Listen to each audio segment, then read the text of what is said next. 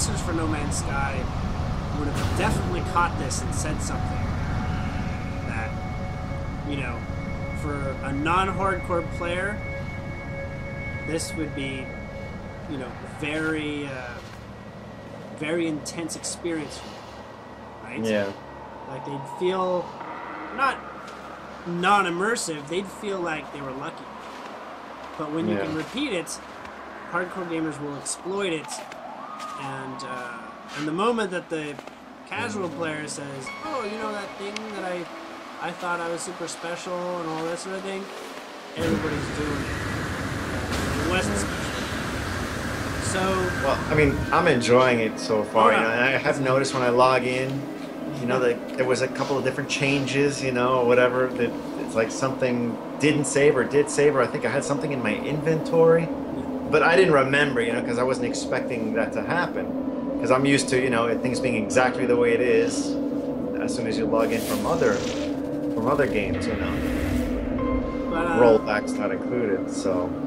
Anyways, I'm on the edge of maybe writing about, you know, what companies can do to design. I say go for it. That's what you feel, you know, to do it. You know, it doesn't have to be a book or anything. You know, you're just giving helpful, being helpful, and of course, if you put a little reference of you having worked for Nintendo or whatever as this and this, I'll bet you they read whatever you write 2 or 3 times to make sure, like, wait a minute, he's catching this and this, you know, if not wanting to even hire you. Yeah, it was odd because my first day at Nintendo... Contract you. Yeah, well, first day at Nintendo, there's like 30 people in orientation, and they ask us to, like, you know, like, what games do you play and all this, like, how would you say you were this and that. And they said, basically, there's one question, like, rate yourself, like, on how good a gamer you would say you were. Oh, brother. Right? And he was like, oh, you know, what are people going to write?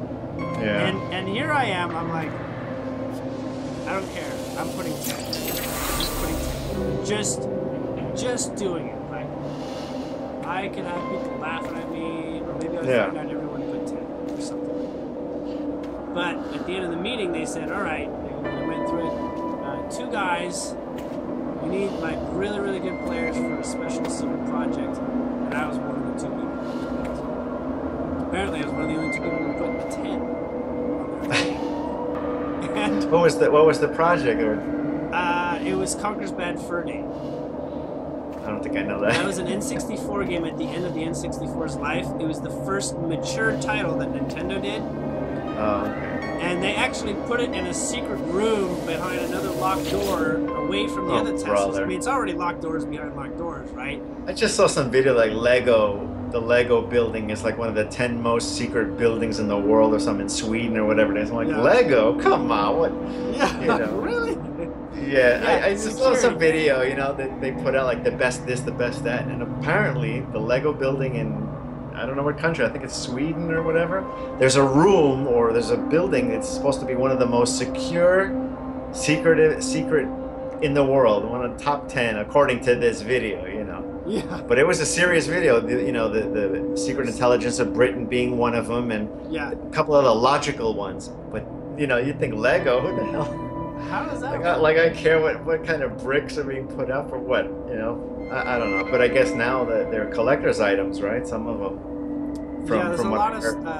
Lego is a very solid business that has no competition. Yeah. There's been lots of competitions in the 80s and 90s for construction, playful toys. Yeah. They never really basically stood up to Lego's monopoly. But anyways, I found out that when I got into that room, that I was with all the hired people that Nintendo had hired from around the world for all these different things. Everyone else is a contractor, right? Yeah. The managers were also hired. But we were working with basically the most experienced or most successful manager. And it was good getting to rub elbows with them and, you know, make friends with them and that sort of thing. Yeah. And learning from them. And I realized that in some shape or way or form, that's my world, is to walk amongst giants in some way. Yeah. And, sort of because I have some sort of ability to see things that others don't. Yeah, like I said, you're very open-minded, and that allows better observation. You know, that's a great thing, I think. I mean, yeah. See, they're very well structured environments. Yeah. Right? Just like the metagames, right? They Yeah. basically assume that everyone's competing at the same level of understanding. You but think not that? I can't think necessarily. that they're that dense. They can't be that dense to think But- everybody's this good. But the same How about thing- all these new players? I mean, the financial department has the stats of who's buying the game. These players are new players. They're not going to walk in. You know, I mean, I sometimes question myself. I'm like, I remember doing this, and this was really hard when I did it back when I first got the game. And now it's like, oh, I can just blast through it. But of course, now they have much more. You know, like they've added scaling to the dungeon, so it's at your level, you know, whereas before maybe I could just crush the whole dungeon because I was way over level. So I know that that's not it. So how can you think that, not you, I mean them, you know, how can they think that, you know, everybody's joining this new game? It's like they're not level 50, you know, they're level 1 now, and I mean, unless it's a second account, they're going to have a hard time. And since I don't restrict myself to elitists, in other words, I'll play with anyone. I see these newer players struggling through these dungeons, you know. And I wrote in the feedback. I'm like, you're hurting the Templar healing. These new players, how do you expect them to get through this dungeon when they're getting crushed? I'm getting crushed trying to keep them alive, you know. And you're hurting the healing. You know, and I'm a vet. I would consider myself a veteran healer, and you know, you want to keep this game going or your finances going when these guys are getting crushed in the game. You know, Yeah. and that's scaled. That's at a scale level. So you're scaling or something's not working right. You know, and I would be the same with No Man's Sky if they had it where I could help them. You know, I don't know if I want to put exploits because you know I don't want to say, oh, he's exploiting now. You know, whatever because of my experience with other. But reporting it would be helpful. But you're familiar with forums and communities, right? Yes. Well, I don't use them, but yeah, of course. The developers, and basically going forward as players, the good developers, the larger companies, They read them. they have to. They hire Yes. people that are full-time interpreters of what's going on there. They get bug fixes from that too. They do. catch. They do, Yeah. and they get and the really good developers are the ones that are basically building the game the way that the people in the community are demonstrating how they would like it to go, right? Right. So those are most of these MMOs, right? So the MMOs go in those directions. They make decisions based on how the community is talking, but often enough, the casual players don't realize the impact they have. It's mostly the hardcore players that are trying to make the game massaged for the hardcore Yeah. state of affairs, right? I would think though that they would be more. Open You know to- that old phrase like sometimes it's the loud minority over the quiet majority. You know, so it's like they're listening to this, and then they, like you said, they're ruining the Well, game for that. When That's the dichotomy, and that's who I'm talking to, which is the community managers, right? The ones that are monitoring the community. Usually by having a forum on their website or something like that. yeah. Those are the people that have the decisions over, like, you know, is this a big issue or is this not a big issue? Like, I mean, they Sean, got for families instance, to feed too. You know, I can't imagine they want to ruin the game that no, they and work They don't. with. They don't want to change the game too much for a Right. minority. They actually Right. want a majority, and sometimes, you know, it's like voting, right? Or like writing your congressman. They basically assume that 1 out of every 10,000 people actually writes their congressman. So the census of, you know, what the people actually think It's based on each yeah. person is worth 10,000 people, because exactly. but the people who know that are the ones that are writing. And so that's why I give a lot of feedback, because I feel like I'm one of the minority, or how should I put this? I'm one of the quiet majority, so I have to speak on behalf of all these newer players. Even though I'm a veteran player, I don't side with them, because they're already, doing borderline exploits, and crushing people, like this and here and there and everything. And you actually make I'm one of the nice guys that try to help anyone, and I'm, trying to be generous, and like I said, I'll join anything, even if it's like a suicidal group. I'm like, oh no, you guys shouldn't join that. Yeah. I get, because I'm a healer, I get called a lot. I'm like, oh, can you help us here, help us there? I'm like, oh, I can't right now. I'm doing this, I'll almost never say no. I'll say yes to help anyone. I ask for help, and I just hear that, so. Because I know what it's like to be on that side. I know what it's like. You're at the end. These are real people giving their time to just want to have fun, and a lot of times paying for it. It's like, all right, I'll try to help them, get through this, So the thing is, I actually have a proposal that I wanted to eventually get out at some point, but I'll just tell you when to it. Yeah. Is there needs to be crossing lines. There needs to be that casual person that makes the hardcore people approach you. Right? As a guild leader, sometimes you're in that position. Yeah. Right? But then there needs to be the hardcore players that are crossing the lines to support the casual players. Right, like help, like support. Well, that's my guild's based on is, look, we're all here to help each other. It doesn't matter what level you are. Help each other, not, like, oh, we can only do this. Well, yeah, It's an ideal, but I'm literally suggesting that instead of the community managers, that the hardcore players almost be offered an honorary position. Interesting. For giving their feedback and for connecting, at a high impact level with the casual or the not as hardcore people. Well, I see that happen in forums. You have a lot of these guys. Sadly, sometimes it's ego. Obvious, make it a more clear issue. Yeah. Right? A much larger title than, happens. Right, so they look like they're representing the company in some way. So it's like, okay, he has credibility. It's not going to be just an ego fight, because that's what usually happens. These people are basically considered respected, skilled people for various reasons. And you could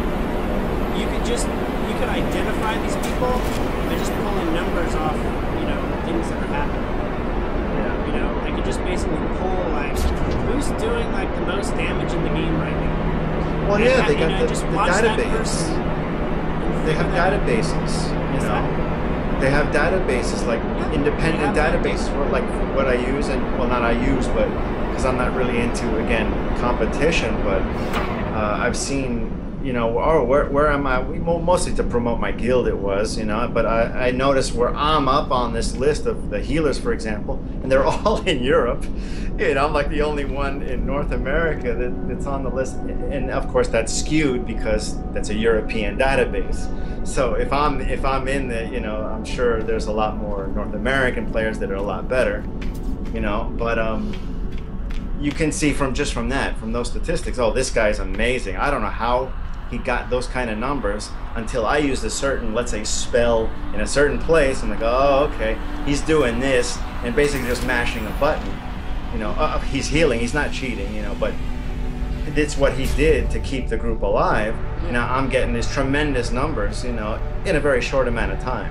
Yes, but they would check in and they'd say, how did you do that? Yeah, the developers see that. Well, at least in ESO, they have logs, and they can see how many times Julien put this word in. Well, maybe not you specifically, but how many times a word has been used in chat. They have these logs now. I don't know, what else, but they can see how many times a spell has been cast, per whatever time. Right, and they have people that analyze those logs. But the value of coming up with systems and finding how people become successful, it's almost like the really good games study how the better players become successful, right? So you've got these tournament online games like League of Legends and stuff.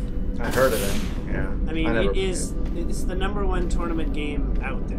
Yeah, I heard. I never played it, but yeah. And there's games like Hearthstone, which is a that competitive I've game. seen, but I'm actually beta testing the ES Legends, the Elder Scrolls Legends, which is the Hearthstone equivalent. Yeah, yeah. So on my channel you'll see I do. Yeah, I did see them. I didn't open them up yet though. Oh well, I actually have like 7 videos, and I mutated into demonstrating the legendary cards. And I'm a noob as far as card games go. I have no idea. Just because of Elder Scrolls, I saw that they had an invite to beta, so I got accepted. And I didn't even touch it for 2 weeks because I just wasn't into it, you know. But then I saw like the Yugscast play Hearthstone, so like I'm gonna try Legends. You know, I kind of got motivated to do it. And I'm like, wow, this is actually kind of fun. You know, it's like a cool card game where, you know, they're familiar creatures that I'm familiar with from, you know, Elder Scrolls, and the sounds are even familiar. Some of the voices, you know, not John Cleese, but that they used in Elder Scrolls Online. They used John Cleese for one of the characters, and also Wonder Woman, Linda Carter. She's one of the characters. Kate Beckinsale's one of the characters, and it's actually really a fun card game. So I decided to make some, you know, tutorial videos for people that don't have the game yet or access to it yet, because it was closed. It was a closed beta. I don't know if it's open now, but you know, it's something I was hoping to get a little more audience, you know, some income out of it. But you know, I do what I enjoy. So. Well, I gotta let you go at this point. Oh, of course. Actually. Yeah, this went much longer than I expected, just to find out when are we gonna do a video on. Yeah. But I do gotta run. Right. We'll talk and chat if we're gonna do something. Yeah. You know, and I'll get you the links for this in time. All right. Right. Okay. All right. It's been a. Okay, Julian, thank you very much. It's been fun. Great. Yeah, it's fun talking to you always and listening. All right. Take care. Bye. Yeah. Okay, everyone. That concludes the interview with Julien Wells, a 5-part series, and we will continue with our journey. I will show some more updated, let's just say updated adventures. We might skip around a little bit now with the adventure that we've been showing some tips and tricks along the way. As far as the interview, a big, huge thank you and lots of love to Julien Wells for sharing the interview that he had been recording. And like I said, it was informal interview. It was an informal conversation that was not really planned, but it went so well that we decided, yeah, we could use it for the shows, and break them up a bit, because it was quite long, as you all know. So thank you very much. If you like this and would like to hear more or have more of these kinds of interviews with perhaps different people, give a like, subscribe, leave comments below. Maybe I can get a hold of more people or different games or whatever you like. Okay, so that's it for now, and we'll be back soon. So enjoy your moment, and as always, have fun. Cheers.